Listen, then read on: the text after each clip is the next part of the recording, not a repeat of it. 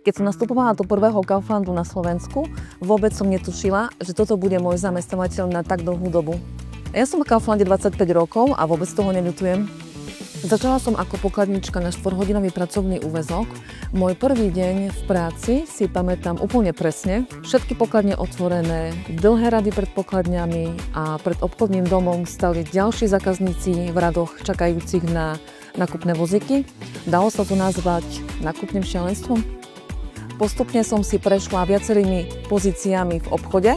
Dnes som vedúcou úseku potravín a mám na starosti tím 15 ľudí. Kaufland sa za štvrťstoročie veľmi zmenil, je to vidieť na našich predajniach.